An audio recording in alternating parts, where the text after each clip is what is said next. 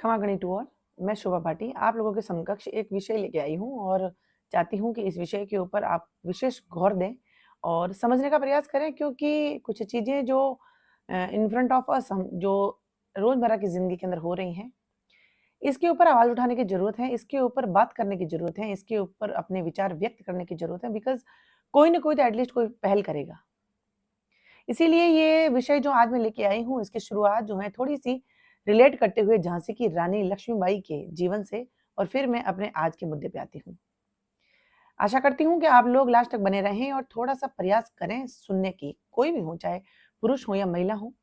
पुरुष अगर हैं तो वो अपनी पत्नी के लिए, अपनी बहन के लिए, अपनी माता के लिए, या जितनी भी हमारे देश भर की जो महिलाएँ हैं उनके लिए सोच सकते हैं, या उनके लिए ऐसे विचार जो हैं सुन सकते हैं ताकि उन तक पहुँचा सकें। और विशेषकर सब महिलाएँ और बेटियाँ जो हैं, उन सभी के लिए तो ये है ही, और ये विचार जो हैं आप लोगों के सामने समकक्ष में रखना चाहती हूँ ताकि आप लोगों का ध्यान केंद्रित कर पाऊँ। झांसी की रानी लक्ष्मीबाई के पति की जब मृत्यु हो जाती है, उसके बाद में पूरे महल में शोक सा छा जाता है। शायद झांसी की रानी भी टूटने की कगार पे होती हैं कि इस तरीके से, इस हालात में अभी तो मतलब क्या ही जीवन जिया था उन्होंने।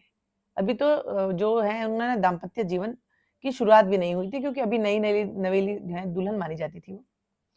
लेकिन इतना भी जो है वो पुरानी नहीं हुई थी कि इतना समय भी नहीं बिता पाई थी कि वो जो है इस चीज़ों के लिए परिपक्व हो गई हो। इधर संतान खोने का दुःख, सब कुछ मतलब जैसे पहाड़ टूट पड़ा था। और पति के मृत्यु के बाद आपने देखा होगा कि जो जितने भी कुछ संस्कार होते हैं, कुछ रीति-रिवाज होते हैं, उसके लिए झांसी की रानी को ले जाया जाता है। उन्हीं की परिवार की एक सदस्य महिला, जब उनको ये कहा जाता है कि कहते हैं कि जब सुहाग चला जाता है तो जो है महिला की ज़िंदगी रंगीन से बिल्कुल सफ़ेद हो जाती है, ब्लैक एंड व्हाइट हो जाती है। तो वो रंगीन कपड़े, वो रंगीन चूड़ियाँ, वो श्रृंगार, वो बिंदी, वो सिंदूर, वो मेहंदी, मतलब सब कुछ झांसी की रानी का उतारा जा रहा था। और सिर के ऊपर पानी डाला जाता है जिससे शायद उसको पवित्र करने की कोई रस्म होती होगी, ऐसा कुछ जो है एक चित्रण हमारे सामने पेश किया गया था। उसके बाद में जब वहाँ पे बैठी होती हैं तो उनके दिमाग के अंदर वो दुःख जो है टूट पड़ा था उनके ऊपर कि उस शोक के अंदर वो डूबने ही वाली थी।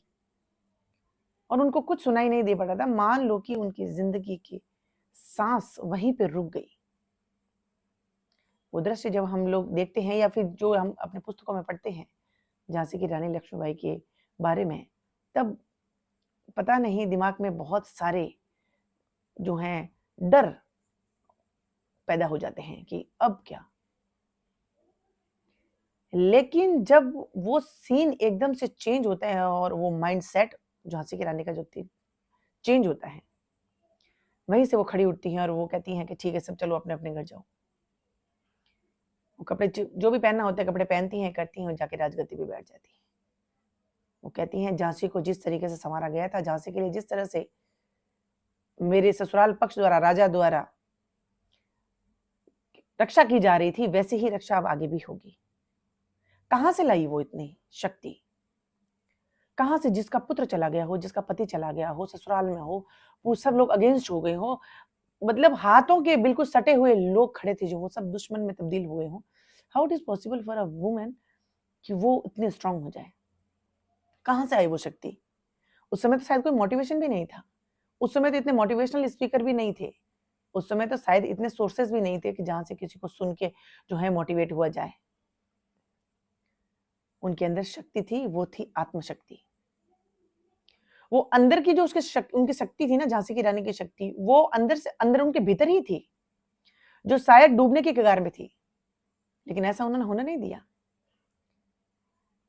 अगर शायद वो नहीं उठती, वो शक्ति आज बाहर नहीं लाती, वो या नहीं बोलती या अपना शौर्य नहीं दिखाती, तो शायद वो भी उस प्रथा के अनुसार सती हो जाती। पहले यही था, पति के मर जाने के बाद में महिला को सती होना पड़ता था, यानी खुद को भी अपनी अपनी जान देनी पड़ती थी। लेकिन उन्होंने नहीं किया। इसीलिए आज वो झांसी की रानी लक्ष्मीबाई एक वीरांगना, एक शेरनी कहलाती हैं, मर्दानी कहलाती हैं। मर्दों जैसा काम करने वाली मर्दानी। देखिए, ये वाकया आप लोगों के सामने रखने का मेरा जो इंटेंशन है वो ये है। आज के समय में मैं देखती हूँ लड़कियां ये कहती हैं कि हमारे परिवार की फाइनेंशियल कंडीशन ठीक नहीं है, मुझे तो पढ़ने का मौका नहीं मिला। आज मैं देखती हूँ मात्र 14, 15, 16 साल की लड़कियों को, उनका पढ़ाई की तरफ ध्यान नहीं है, उनके अपना करियर की तरफ ध्यान नहीं है, उनका भविष्य कैसा होगा उसके निर्माण के लिए उनके कोई भी एफर्ट्स मुझे दिखाई नहीं देते हैं। बस एक एफर्ट्स अगर दिखाई देता है तो वो होता है बस अपने को खुद को संवरने और श्रृंगार करने में लगा रखा है समय पूरा। अब अगर अगर उनसे ये बात कही जाती है तो फिर मेरे लिए मैसेज क्या ही जाते हैं, मेरे लिए टिप्पणी की जाती है कि मैम तो जो हैं लड़कियों के इस तरीके से बोलती हैं, तो बोलने पे मजबूर कौन कर रहा है?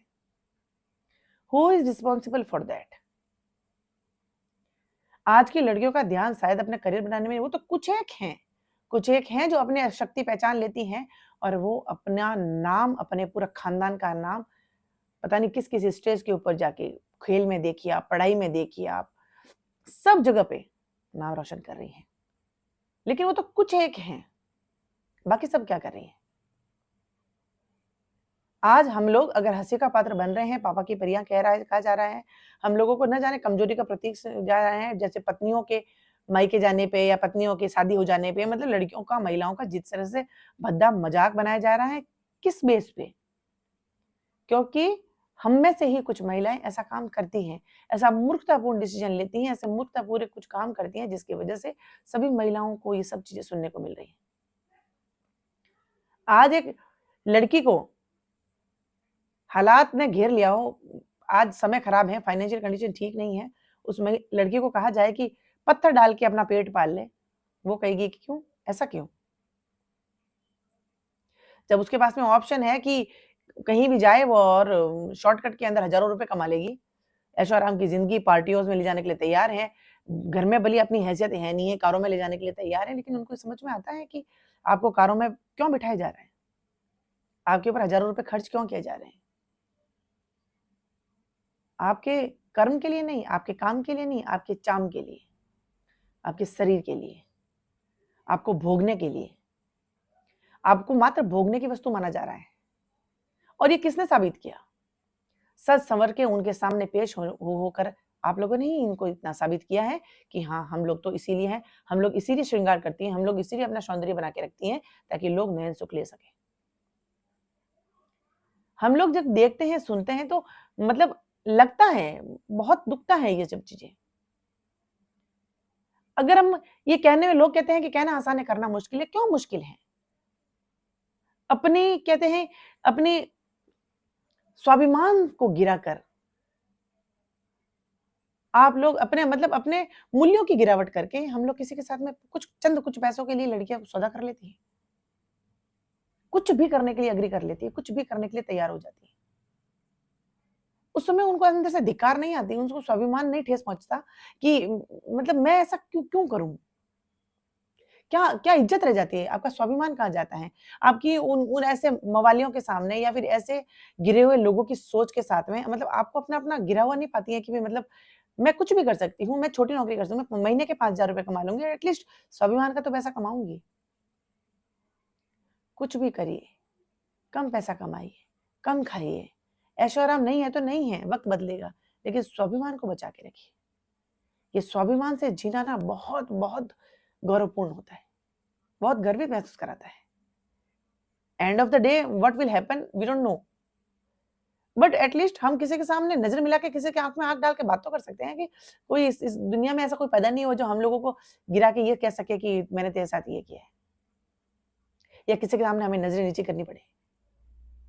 ऐसा हम क्यों काम करें कि जहाँ पे हमारे हमारे खुद के स्वाभिमान का मतलब स्वाभिमान हमारा चूर-चूर हो जाए। आज की बेटियों को मुझे नहीं क्यों समझ में नहीं आता। आज वो करना चाहे तो बहुत कुछ, इतने उनको सपोर्ट मिल रहा है गवर्नमेंट गवर्नमेंट की तरफ से। स्पोर्ट्स में देखिए, आप स्टडी में देखिए और भी जितने भी कॉम्पिटिटिव एग्ज़ाम्स हैं उसमें फाइट करने के लिए, उनको आगे लाने के लिए पता नहीं क्यों वो नहीं मेहनत करना चाहते। वो शॉर्टकट में पता नहीं उनकी उम्र अभी 11, 12, 13 साल की है, लेकिन सपने अगर आप उनकी बातें सुनोगे, सपने देखते हैं तो आश्चर्य होता है। किस इस उम्र में जैसे कि हम जैसे लोगों ने मतलब माँ को छोड़ा भी नहीं था, मतलब माँ से दूर होने से डरते थे हम लोग। समय बदलता है, परिवर्तन ये जीवन है, एवरीबॉडी नो परिवर्तन है। लेकिन ऐसा परिवर्तन कि जहाँ पे मूल्यों की गिरावट आ जाए, ऐसा परिवर्तन होता है जहाँ स्वाभिमान चूर-चूर हो जाए। एक नारी के लिए स्वाभिमान से बड़ा कुछ नहीं हो सकता है। आज अगर झांसी की रानी, आज अगर पद्मावती, आज अगर मतलब उनके पास तो सौंदर्य वो था जो जिसके सामने देख लेती तो वहीं पे घायल हो जाती। इस तरह का भगवान ने उनको सौंदर्य दिया था, लेकिन उनको गुमान नहीं था।